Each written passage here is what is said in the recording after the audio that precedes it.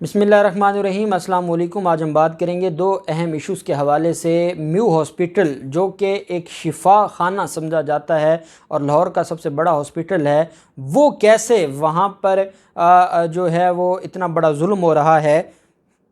نجی private torture cell وہاں پہ بنایا گیا ہے اور جو ملازمین ہیں میو ہاسپٹل کے وہاں، وہ اپنے مخالفین کو ٹارچر کرنے کے لیے وہاں پر ان پر تشدد کرتے ہیں، اور وہ ویڈیوز بھی وائرل ہو گئی ہیں اور وہ ساری چیزیں سامنے آ گئی ہیں۔ یہ حالت ہے، میں سمجھتا ہوں کہ جیسے پنجاب کارڈیالوجی کے اور سروسز ہاسپٹل کے معاملات ہمارے سامنے آئے، ویسے اب میو ہاسپٹل کی یہ کہانی ہے۔ یہ کہاں جا رہا ہے معاملہ، ابھی میں آپ کے سامنے جب تفصیلات رکھوں گا تو آپ سر پکڑ کر بیٹھ جائیں گے کہ یہ ہو کیا رہا ہے۔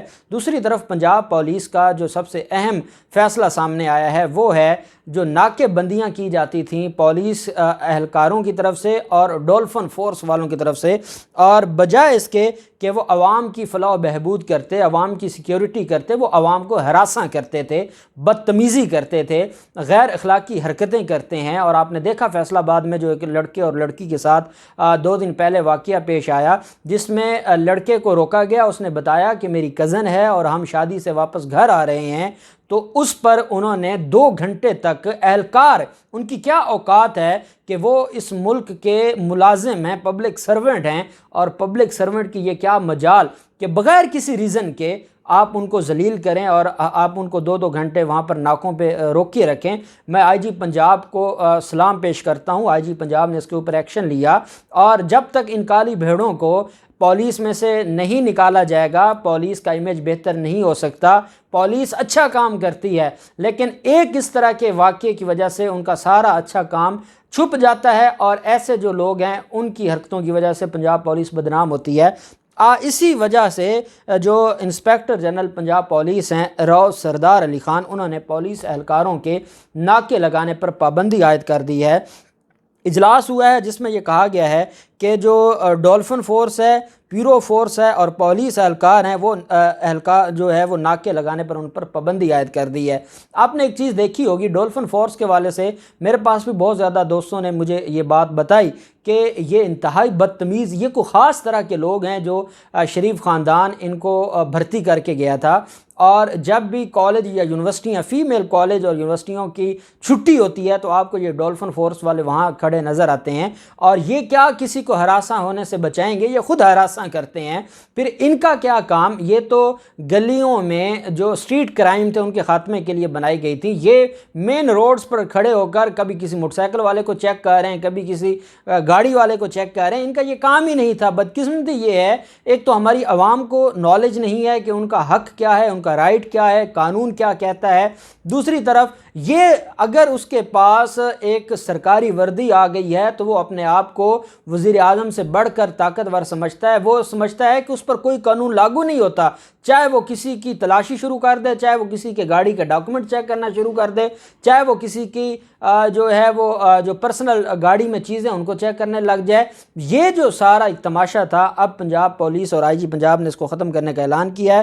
آئی جی پنجاب نے کہا ہے کہ 1787 پر ایمرجنسی کالز پر شکایات کو متعلقہ سرکل افسروں کو ٹرانسفر کیا جائے، اور بدتمیز غیر ذمہ دار اہلکاروں اور افسران کو تھانوں میں تعینات نہیں کیا جائے گا۔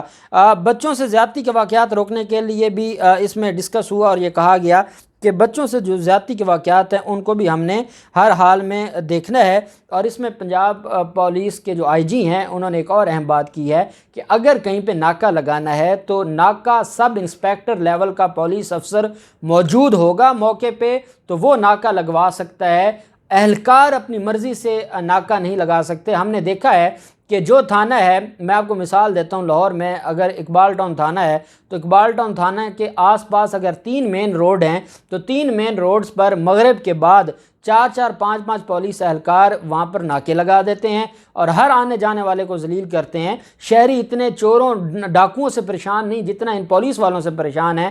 ان کا کام ہی نہیں ہے، لیکن وہ ان کو تنگ کرتے ہیں، پریشان کرتے ہیں، ہراساں کرتے ہیں، اپنی دہاڑیاں بناتے ہیں، اور دہاڑیاں بنا کے وہ یہ سمجھتے ہیں کہ وہ کوئی قانون کے مطابق کام کر رہے ہیں۔ اور انہی چیزوں کو ختم کرنے کے لیے اور ان کے خلاف کارروائی کرنے کے لیے، اور ساتھ جو آئی جی پنجاب ہے اس نے کہا ہے کہ جو بدتمیز اور غیر اخلاقی جو رویہ رکھنے والے لوگ ہیں ان کو تھانوں میں بھرتی نہ کیا جائے، ان کو تھانوں میں اپوائنٹ نہ کیا جائے، کیونکہ ایسے لوگ تھانوں میں بیٹھنے کے قابل نہیں ہیں۔ اور ساتھ آئی جی پنجاب نے کہا ہے کہ جس کا رویہ اور جس کے بارے میں یہ شکایت آئی کہ اس نے بدتمیزی کی ہے، کوئی غیر اخلاقی رویہ رکھا ہے یا نامناسب زبان استعمال کی ہے، ایسے شخص مجھ سے معافی کا ہرگز جو امید نہ رکھے۔ میں ایسے لوگوں کو نوکری سے فارغ کر دوں گا اور سخت سے سخت سزا دوں گا۔ میں یہ سمجھتا ہوں کہ یہ آئی جی پنجاب کا بڑا ایک اہم فیصلہ ہے اور یہ بڑی ایک اہم چیز ہے۔ ہم نے دیکھا ہے پچھلے دنوں پنجاب کارڈیالوجی میں، یا آپ سروسز ہاسپٹل کو دیکھ لیں، وہاں پر جو زائد المیعاد اسٹنٹ تھے، جو مختلف جو دل کے مریض آتے ہیں یا پیشنٹ آتے ہیں ان کو ڈالے گئے، اور اس کے حوالے سے کارروائی بھی ہوئی، ایم ایس نے بھی کارروائی کی، پھر وہ معاملہ لاہور ہائی کورٹ میں بھی پینڈنگ ہے۔ پھر ہم نے دیکھا کہ سروسز ہاسپٹل اور پنجاب کارڈیالوجی میں ایک سینئر ڈاکٹر ہیں اور وہ سابق صدر ہیں وائی ڈی اے کے، عامر بندیشہ، وہ ان کے خلاف مقدمہ درج ہوا ہے زیادتی کا، کہ وہ ایک خاتون کو جو پیشنٹ تھی اور اس کے ساتھ وہ زیادتی کرتے رہے۔ تو یہ چیزیں بڑی تکلیف دہ ہیں۔ وہیں پہ اب میو ہاسپٹل میں ایک اور واقعہ سامنے آ گیا ہے، اور یہ جو وہاں پر جو ملازمین ہیں ان کا جو لواحقین پر تشدد، مریضوں کے لواحقین پر تشدد کے لیے، اور جو پیسے نہیں دیتے، جن سے پیسے طلب کیے جاتے ہیں کہ آپ کے مریض کا تب علاج ہوگا جب تک آپ پیسے نہیں دیں گے، ان پر تشدد کی جو ویڈیوز ہیں وہ منظر عام پر آ گئیں۔ میو ہاسپٹل میں مریضوں کے لواحقین کو اٹھا کر ٹارچر سیل میں تشدد کیا گیا، چوری اور منشیات کے شعبہ میں مریضوں کے لواحقین پر تشدد کیا گیا، اور ساتھ ٹارچر سیل میں جو ایم ایس ڈاکٹر افتخار ہے اس کا کہنا ہے کہ جسمانی تشدد اور ہراساں کرنا کسی صورت قبول نہیں ہے۔ فوٹیج میں نظر آنے والے افراد کو فوری معطل کر دیا گیا، جبکہ ذمہ داران کے خلاف کارروائی کی گئی ہے۔ ایم ایس ہاسپٹل نے کہا کہ معاملے کی تحقیقات کے لیے 3 رکنی کمیٹی بنا دی ہے۔ کمیٹی کے چیئرمین اور additional director admin Mayo hospital doctor Khalid bin Aslam, جبکہ ممبرز میں additional director doctor Zubair Younis Butt اور office superintendent Tehseen Zia but ہوں گے۔ انکوائری کمیٹی 24 گھنٹوں میں تمام تر تحقیقات کر کے رپورٹ جو ہے وہ ایم ایس کو بھیجے گی۔ اور اس میں ایک اہم چیز وہ یہ ہے کہ اس میں جو ایم ایس ہیں میو ہاسپٹل کے، وہ یہ بات تسلیم کر گئے ہیں کہ یہ جو ویڈیوز وائرل ہوئی تھیں یہ درست تھیں، اور یہ تشدد ہو رہا تھا، اور یہ وہاں پر ظلم ہو رہا تھا۔ اور اس میں جو مریض ہیں، یہ ہوتا کیا تھا کہ اگر کوئی مریض اور اس کے لواحقین وہاں پر رہتے ہیں اور ان پر کوئی چوری کا شبہ ہوتا تھا کہ انہوں نے کوئی چیز چرا لی ہے، تو بجائے اس کے کہ وہ اتھارٹیز کو بتاتے، وہ انہوں نے خود ہی اپنا ایک ٹارچر سیل بنایا ہوا تھا، اور وہاں ان ٹارچر سیل میں ان لوگوں پر تشدد کیا جاتا تھا اور ان کو ہراساں کیا جاتا تھا۔ اگر کوئی منشیات کا شبہ ہوتا تھا ان کو اٹھا کر ٹارچر سیل میں جو ہے وہ تشدد کا نشانہ بنایا جاتا تھا۔ اور اگر کسی مریض سے کوئی ملازم ہے، وہ اس نے مریض یا اس کے لواحقین سے کوئی پیسے مانگے ہیں یا کہا ہے کہ آپ کے مریض کا تب علاج ہوگا جب تک آپ اتنے پیسے نہیں دیں گے، اور وہ پیسے نہیں دے سکتے تھے، ان کا بھی ٹارچر سیل میں ان پر بھی تشدد کیا جاتا تھا۔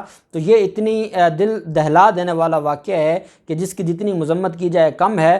اب ایم ایس میو ہاسپٹل نے انکوائری کمیٹی بنا دی ہے۔ ایک تو دکھ کی بات یہ ہے، انکوائری کمیٹی بھی وہی بنتی ہے جیسے ماڈل ٹاؤن ثانیہ ماڈل ٹاؤن کی جے آئی ٹی بنی، اسی قاتل پنجاب پولیس پر مشتمل جنہوں نے قتل کیا ہے۔ جب آئی جی پنجاب ملزم ہوگا، جب ڈی آئی جی لیول کے ملزمان ہوں گے، جس میں سی ایم اس وقت کا سی ایم ملزم ہوگا، وزیر قانون ملزم ہوگا، تو خاک وہ جو نیچے والا ایک افسر ہے وہ کیا جے آئی ٹی بنائے گا؟ تو یہ ایسے ہی ہوتا ہے۔ جو پنجاب کارڈیالوجی میں جو واقعہ آیا، ایم ایس نے وہیں پر مشتمل جو ڈاکٹرز ہیں ان پر مشتمل ایک انکوائری کمیٹی بنا دی، اور یہاں بھی انکوائری کمیٹی بن گئی ہے، اور یہ انکوائری کھیلتے ہیں اور اس میں سے نکلتا کچھ نہیں ہے۔ دیکھتے ہیں 24 گھنٹوں کے بعد کیا انکوائری کی رپورٹ آتی ہے، تحقیقاتی رپورٹ کیا آتی ہے۔ جو بھی تفصیلات ہوں گی آپ کے ساتھ شیئر کریں گے۔ اللہ پاک پاکستان کامیاب ناصر ہو۔ بہت شکریہ۔ اللہ حافظ۔ پاکستان زندہ باد۔